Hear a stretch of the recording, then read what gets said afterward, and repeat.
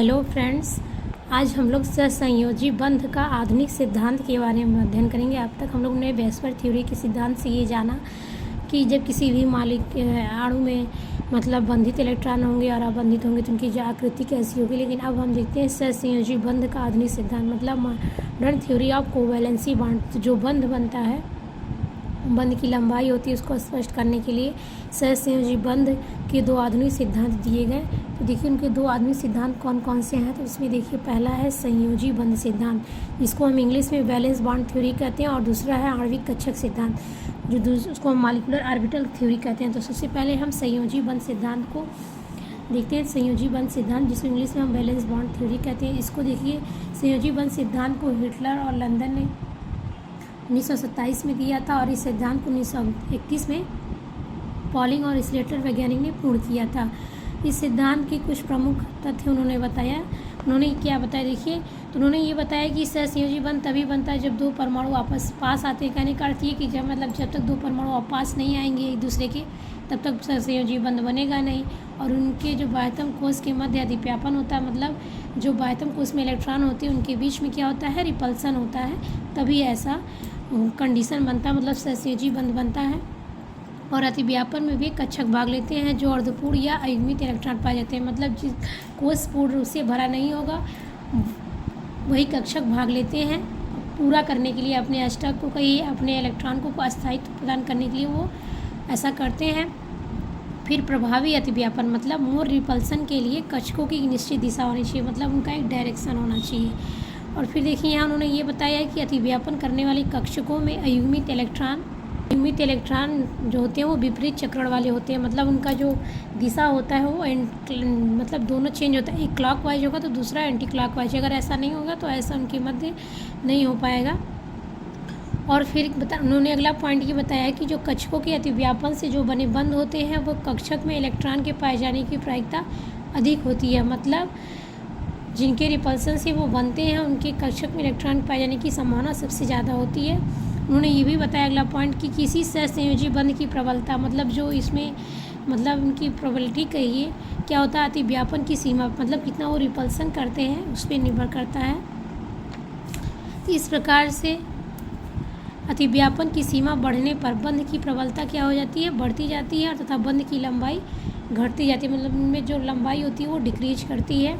और अतिव्यापन द्वारा दो नाभिकों के मध्य इलेक्ट्रॉन युग्म के आने से इलेक्ट्रॉन तथा नाभिक के मध्य आकर्षण बल मतलब अट्रैक्शन फोर्स जब उत्पन्न होता है तो उससे ऊर्जा निर्मुक्त होती है, मतलब एनर्जी रिलीज होती है, जिसे बंध ऊर्जा हम कहते हैं, बॉन्ड एनर्जी कहते हैं। यहाँ पे देखिए हमने पॉइंट ये लिखा है, तो आप यहाँ पे पॉइंट दिखा सकते हैं। ये 5वां पॉइंट है, तो इसको आप 6 पॉइंट दे सकते हैं, 2 पॉइंट। और यहाँ हमने पॉइंट में दिखाया है, तो इसको आप 7वां पॉइंट हो गया और एक 8वां पॉइंट। यह फिर उन्होंने बताया कि अतिव्यापन द्वारा दो नाभिकों के मध्य इलेक्ट्रॉन युग्म के आने से इलेक्ट्रॉन तथा नाभिक के मध्य आकर्षण बल उत्पन्न होता है, और उसके उत्पन्न होने से ऊर्जा रिलीज होती है, और रिलीज होती है उस ऊर्जा को हम बंध ऊर्जा कहते हैं, या इंग्लिश में बॉन्ड एनर्जी कहते हैं। फिर उन्होंने देखिए बताया कि संयोजी कोश के युग्मित इलेक्ट्रॉन मतलब जो उसमें बॉन्ड पेयर रूप में है वो ऊर्जा ग्रहण करके रिक्त कक्षकों में चले जाने से युग्मित इलेक्ट्रॉन की संख्या बढ़ जाती है, मतलब वो जब ग्राउंड स्टेट से एक्साइटेड स्टेट में जाते हैं तो उनके जो पेयर अप इलेक्ट्रॉन होते हैं वो अनपेयर्ड हो जाते हैं, जिससे वे कक्षक में अतिव्यापन में भाग लेते हैं, मतलब कक्षक अतिव्यापन में भाग लेते हैं, मतलब वो बॉन्ड पेयर अप में भाग लेना शुरू करते हैं। तो इस प्रकार से देखिए हमने एग्जाम्पल के माध्यम से समझाया है। यहाँ देखिए जिसने कार्बन को लिया है कि मान लीजिए कार्बन किसी अणु में केंद्रीय परमाणु के रूप में रहेगा, तो उसको हम कैसे करेंगे। तो देखिए यहाँ पे हमने कार्बन का परमाणु क्रमांक 6 होता है, ये मूल अवस्था में, जिसको इंग्लिश में ग्राउंड स्टेट कहते हैं। इसका हमने इलेक्ट्रॉनिक विन्यास किया तो 1s2 2s2 2p2। यहाँ इसके हमने ऑर्बिटल में इलेक्ट्रॉन दिखा दिया, तो आप यहाँ देख रहे हैं इसका यहाँ एक रिक्त कक्षक है जिसको हम एक्साइटेड स्टेट में, मतलब ये इसको थोड़ा एनर्जी कहिए दे देंगे तो वही ऊर्जा ग्रहण करेगा, तो एक्साइटेड स्टेट में जाएगा, जिसका एक इलेक्ट्रॉन 2p3 में चला जाएगा। इस प्रकार से युग्मित इलेक्ट्रॉन की संख्या 2 थी, इसमें 4 हो गई। इस बार ये चारों क्या करेंगे, बॉन्ड बनाने में अतिव्यापन करने में भाग लेंगे। तो उत्तेजित अवस्था में कार्बन परमाणु के 2s कक्षक का युग्मित इलेक्ट्रॉन ऊर्जा ग्रहण करके उसमें से एक इलेक्ट्रॉन 2p कक्षक में चला जाता है, जिससे युग्मित इलेक्ट्रॉनों की संख्या 4 हो जाती है और ये कक्षक अतिव्यापन में क्या करेंगे, भाग लेंगे इस प्रकार से। अब यहाँ देखिए कक्षक भी 2 प्रकार के होते हैं। पहला कौन सा, वे कक्षक जिनकी दिशा ज्ञात होती है उसे सदिश कक्षक कहते हैं, जैसे पी कक्षक। पी ऑर्बिटल के वे कक्षक जिसकी दिशा निर्धारित नहीं होती इसे हम अदिश कक्षक कहते हैं, जैसे एस कक्षक। और अतिव्यापन के आधार पर सहसंयोजी बंध भी 2 प्रकार के होते हैं। कौन से, एक सिग्मा बंध, एक पाई बंध। तो सिग्मा बंध जो होता है 2 कक्षकों के अपने अक्षों पर अतिव्यापन मतलब अच्छी अतिव्यापन मतलब एक्सियल ओवरलैपिंग के द्वारा बनता है, बने बंध को हम सिग्मा बंध कहते हैं। तो सिग्मा बंध देखिए बनने की 3 स्थितियाँ होती हैं। पहला उसमें क्या है, यस कक्षकों के मध्य अतिव्यापन मतलब दोनों यस ऑर्बिटल जो मतलब उनके बंध में बांड बनेगा वो दोनों परमाणु के यस ऑर्बिटल होंगे। तो कैसे होगा, देखिए यस कक्षकों के अतिव्यापन द्वारा सिग्मा बंध मतलब जब भी यस ऑर्बिटल और यस ऑर्बिटल का ओवरलैपिंग होगा तो वो सिग्मा बंध का निर्माण होगा। तो इस प्रकार से देखिए यहाँ एग्जाम्पल हमने यस2 अणु दिया है। तो यहाँ देखिए यस का 1 इलेक्ट्रॉन और दूसरे हाइड्रोजन का 1 इलेक्ट्रॉन, यहाँ देखिए विपरीत हमने दिखाया क्योंकि सेम नहीं हो सकते। तो इस प्रकार से दोनों के मध्य जब एक्सियल ओवरलैपिंग होगा तो इस प्रकार से सिग्मा बंध का निर्माण होगा। कि यहाँ पे जब यस पी कक्षकों के मध्य अतिव्यापन द्वारा कैसे बनेगा, देखिए जब एक यस और एक पी कक्षकों के मध्य अतिव्यापन द्वारा भी सिग्मा बंध बनता है। जैसे यहाँ एग्जाम्पल में हमने देखिए HCl लिया तो हाइड्रोजन का इलेक्ट्रॉनिक विन्यास 1s2 और क्लोरीन का 1s2 2s2 2p x, ये एक्स ऑर्बिटल का इलेक्ट्रॉन, ये y का ये z का, फिर 3s2 3p2x 3p2y 3pp 1z मतलब इसमें z ऑर्बिटल भाग लेगा p का। तो ये देखिए यस का 1 इलेक्ट्रॉन और ये z का 1 ऑर्बिटल 2 और फिर ये यस और एक p ऑर्बिटल ऐड लेंगे। तो ये देखिए इस तरह से रिएक्शन हुआ, रिएक्शन कर रहा है मतलब ओवरलैपिंग हुआ और इस प्रकार से ये एक कक्षक का निर्माण सिग्मा बंध। तो देखिए इन दोनों के बीच में सिग्मा बंध का निर्माण हुआ जब एक यस और एक पी कक्षक अतिव्यापन में भाग लेते हैं। अब हम यहाँ देखते हैं पी कक्षकों के मध्य अतिव्यापन।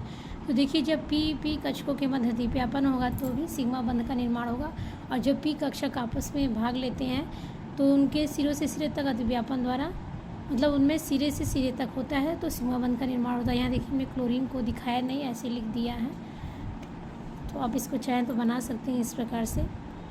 इसका हमने केवल इलेक्ट्रॉनिक विन्यास दिखाया है 1s2 2s2 2p x पे 2 2p पे 2y। तो इसका ये लास्ट वाला ऑर्बिटल भाग लेगा और दोनों के मध्य सिरे से सिरे अतिव्यापन होगा और उसके बाद एक सिग्मा बंध का निर्माण होगा। तो देखिए महत्वपूर्ण यहाँ तथ्य कुछ बताए गए हैं सिग्मा बंध और पाई बंध के बीच में। देखिए सिग्मा बंध में अंतरानाभिकीय अक्ष पर इलेक्ट्रॉन का घनत्व क्या होता है, अधिक होता है। सिग्मा बंध में नोडल तल नहीं पाया जाता है। सिग्मा बंध में मुक्त घूर्णन संभव है। सिग्मा बंध जो होता है मजबूत होता है। ये कक्षक सदस्य सिग्मा बंध बनाता है और सिग्मा बंध स्वतंत्र रहता है मतलब वो किसी के फ्री स्टेट। और फिर देखिए उन्होंने 7वां पॉइंट ये बताया कि सभी एकल बंध सिग्मा बंध होते हैं। सिग्मा बंध अणु की आकृति निर्धारित करते हैं मतलब सिग्मा बंध ही जो उनकी ज्योमेट्री को निर्धारित करते हैं, शेप को। सिग्मा बंध पाए जाने वाले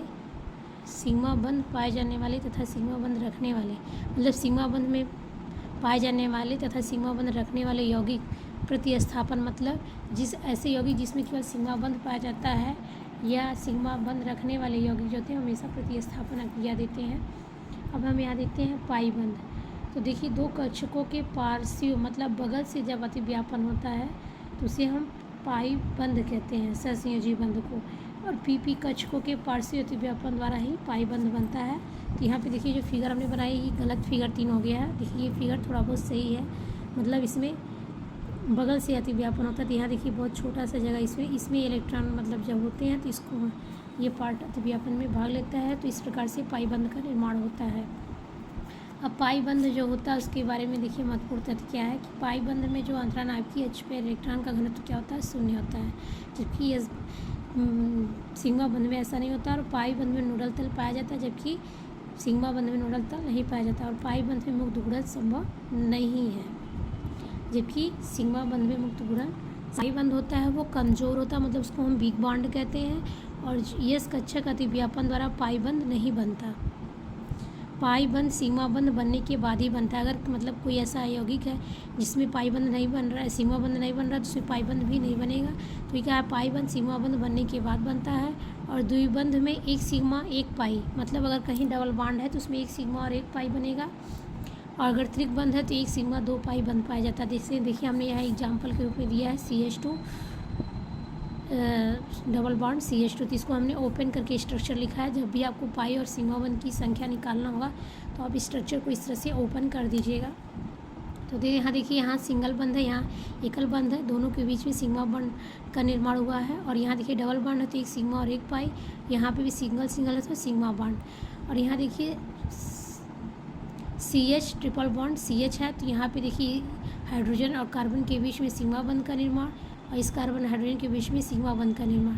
लेकिन ये ट्रिपल बॉन्ड है तो दो पाई बॉन्ड और एक सिग्मा बंध, मतलब जो बीच का है वो सिग्मा बंध का पहले निर्माण करेगा और फिर जो किनारों के दोनों बॉन्ड है वो पाई बंध का निर्माण करेंगे। इस प्रकार से पाई बंध की अणु की आकृति, पाई बंध जो होता है वो अणु की शेप को निर्धारित नहीं करता है।